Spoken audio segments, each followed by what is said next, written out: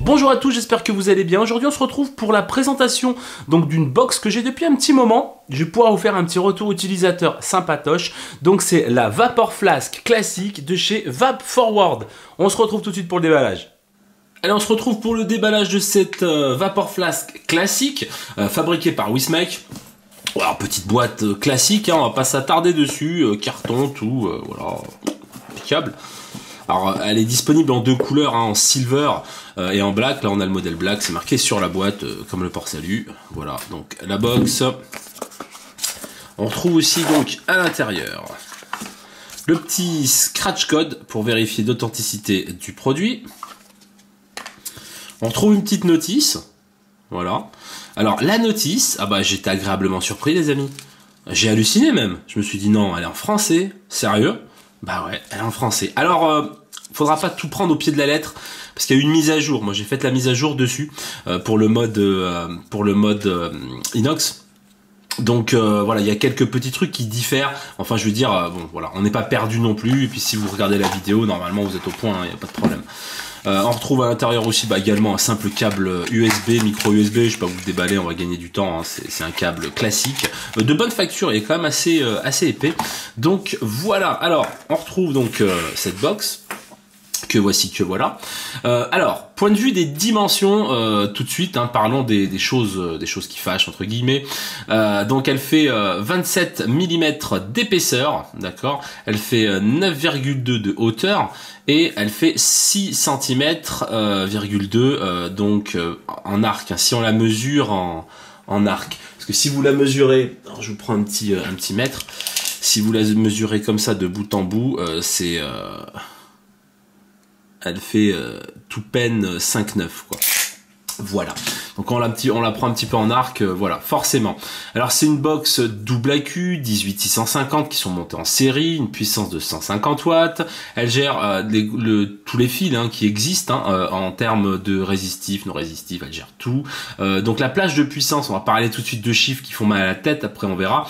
Donc en wattage classique, donc elle prend de 0.1 à 3,5 ohms, et puis en contrôle de température de 0.05 à 3,5 ohms. Alors bien sûr c'est valable pour le NI, le TCTI, le TCSS. Voilà, la plage de température c'est de 100 à 315 degrés Celsius. Et bien sûr vu que c'est fabriqué par Wismec, vous pouvez mettre le firmware à jour quoi. Et ça c'est vraiment sympa. Et puis ils le suivent, hein. On y a vu avec la Relo et tout. C'est vraiment super bien suivi, Wismec, vraiment bien. Voilà, donc impeccable. En haut, alors on fait le tour un petit peu du propriétaire maintenant. En haut, donc sur le pin 510, on a une arrivée d'air, voilà, hein, qui a été creusée, hein, entre guillemets, dans la masse du pin. On a un pin flottant, voilà, sur ressort, pas de problème.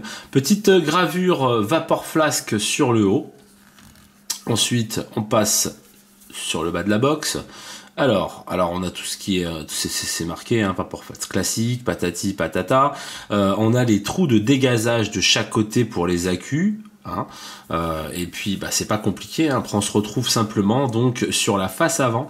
Alors la face avant, moi je trouve ça vraiment sexy le truc. Moi j'aime bien, moi, hein. C'est bien fini, hein.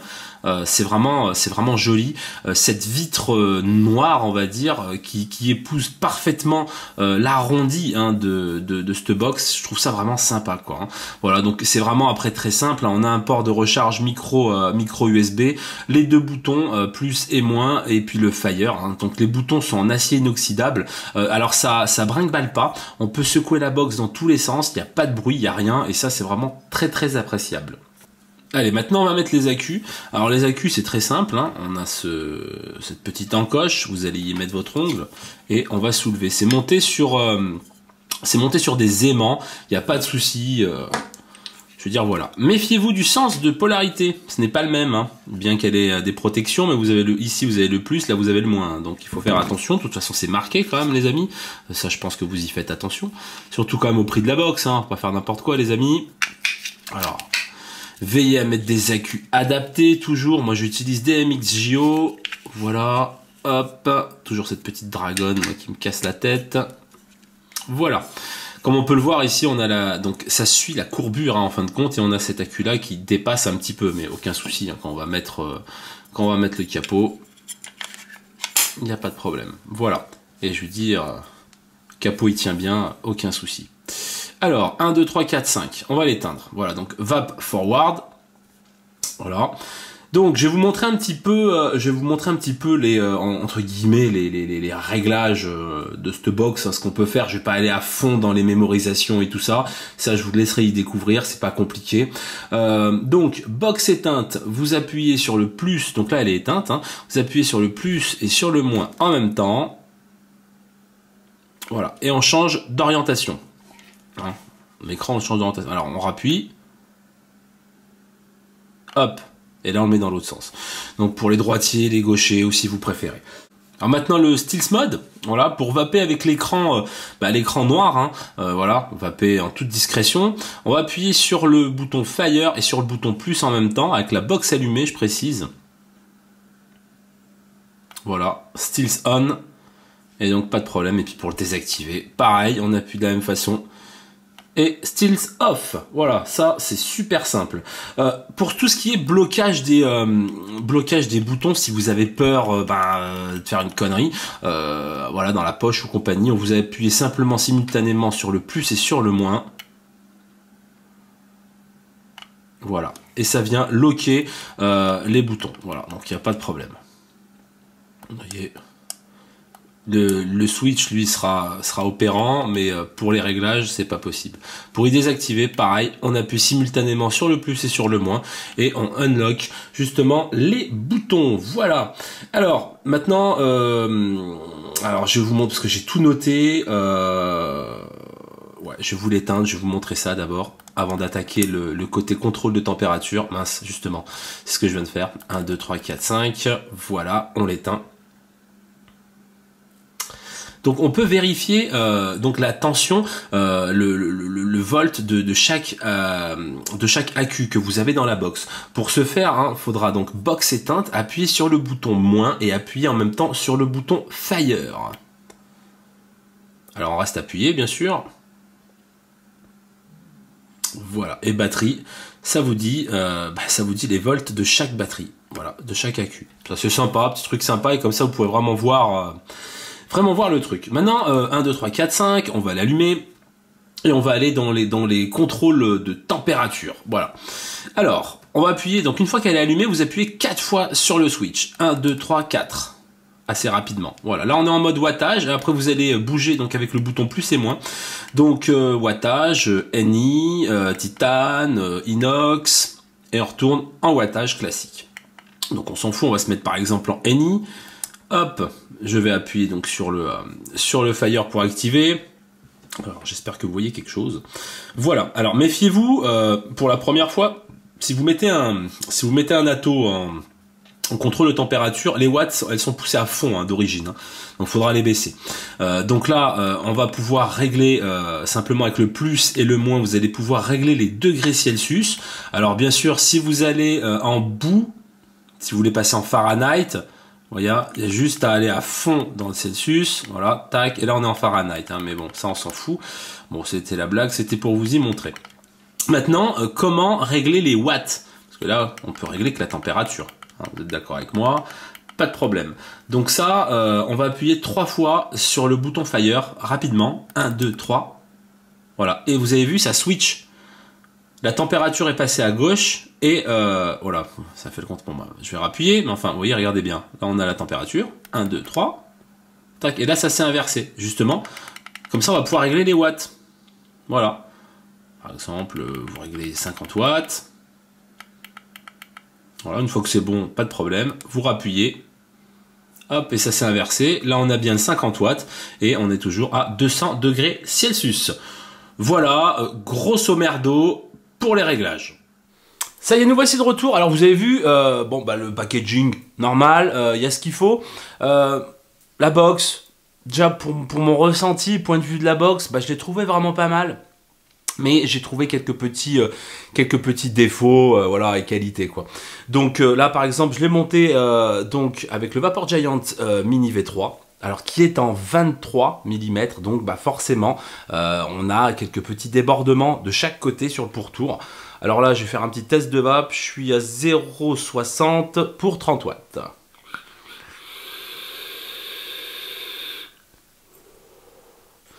Voilà, puis ça va vraiment très très bien, il n'y a pas de souci. Hein.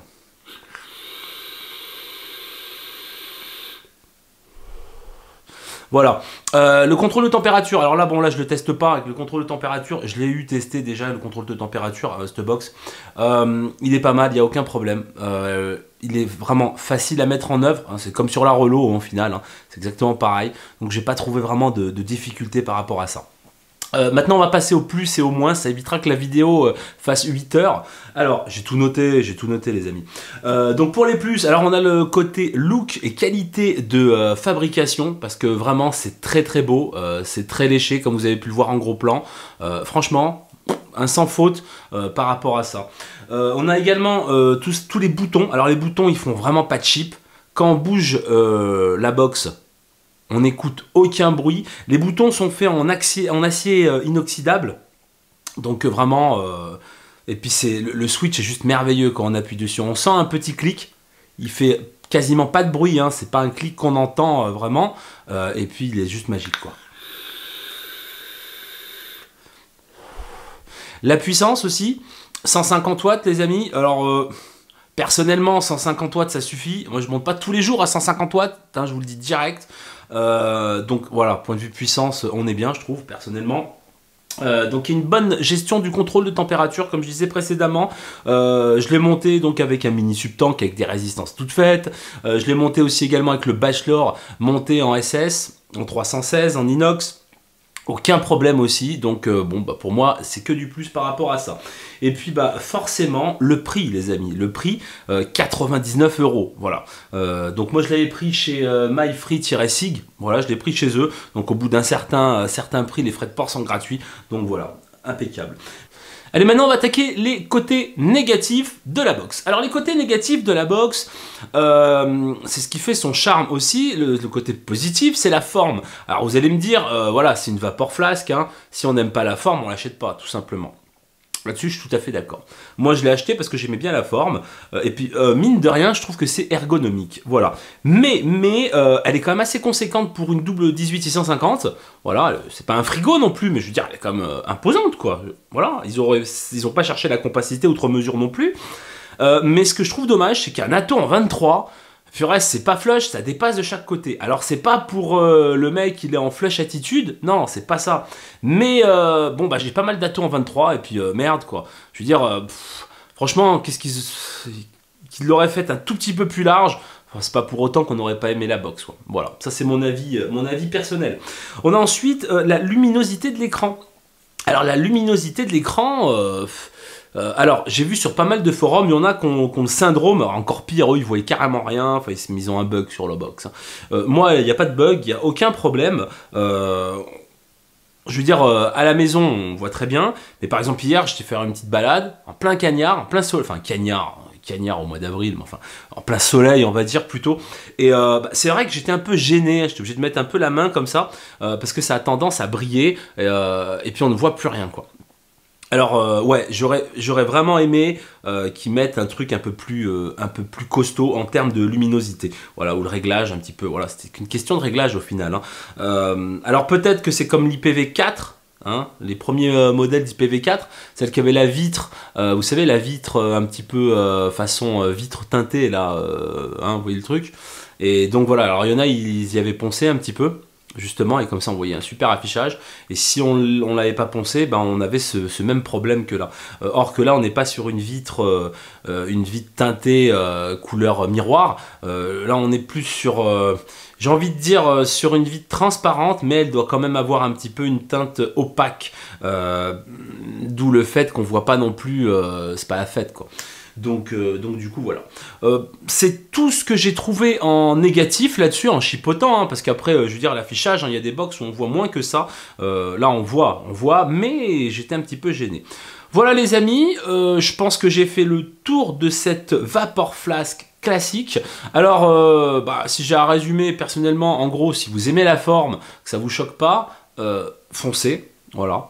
Si après vous avez des problèmes un petit peu avec la forme et tout ça, ou si vous cherchez une box double AQ, mais quand même un peu compacte, bon bah c'est pas celle-là qu'il vous faut, c'est clair. Voilà les amis, j'espère que cette vidéo vous a plu. On se retrouve très prochainement pour les concentrés d'ail. Ça fait un petit moment que je l'annonce, je vous le dis direct, quand je vais m'y mettre, ça va faire mal, parce que j'en ai vraiment pas mal à vous faire découvrir. Sur ce, je vous souhaite une très bonne journée, je vous dis à très bientôt, comme d'habitude, d'un petit tour sur le site internet www.themaxstaff.com, et si vous avez des questions, et ben dans la mesure du possible, comme vous avez pu voir, j'essaie de vous répondre. Alors peut-être pas tout de suite, mais je vous réponds dans la journée, voire dans 2 jours, hein, suivant ce que je fais. themaxstaff01@gmail.com. Je vous souhaite une très bonne journée, je vous dis à très bientôt. Ciao. Pushing my vibe like a pusher on the block. Holding my down, sucker rappers get lost. Coming from the bottom, moving straight to the top. Coming with the pull up for the #1 spot. Pushing my vibe like a pusher on the block.